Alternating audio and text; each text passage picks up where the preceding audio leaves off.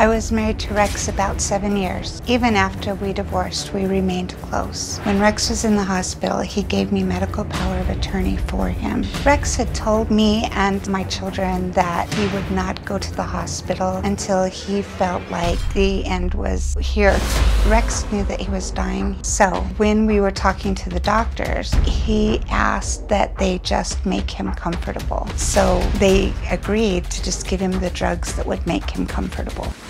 I can understand why Amanda thought Rex was getting better. Rex was on a lot of drugs, and it made him feel well enough that maybe he thought he wasn't going to die. But in reality, he was still dying. So I want to support Amanda, but I want her to know that the hospital didn't do anything wrong. Okay, Brenda, thank you for being here. You're making a very serious speculation here that she actually asked them to overdose him. So I think that that is a possibility. That's why I said a speculation. Yes, sir. Brenda, what do you want to say? Rex died because of natural causes. When Rex and I met with his doctors, they said the best that we can do is give you drugs to make you comfortable. And he said, okay, that's the way that I want to go.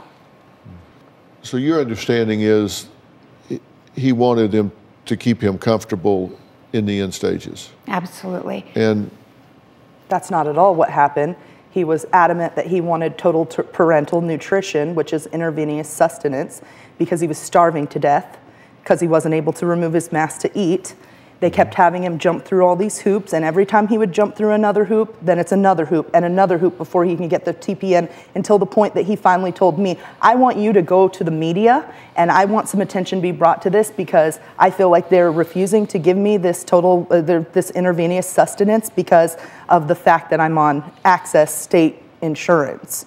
And this is $1,400 a bag. So he was he did not tell them he wanted to be comfortable. If anything, he made the situation very uncomfortable for everybody that was on that medical staff, because he wanted what he wanted and they wouldn't do it. okay, so let me see if I understand this correctly then.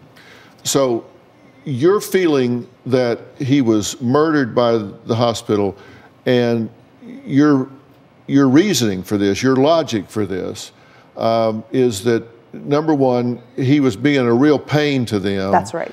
And so they wanted to shut him up. I think so. And then there were inconsistencies in the autopsy report, because you're saying he was given these drugs according to the medical records, but they didn't show up in the autopsy report. That's right. And there was blood work done in the autopsy report. Yes, sir. And you would like to retest some of these tissues, but lo and behold, there's no tissue left to test.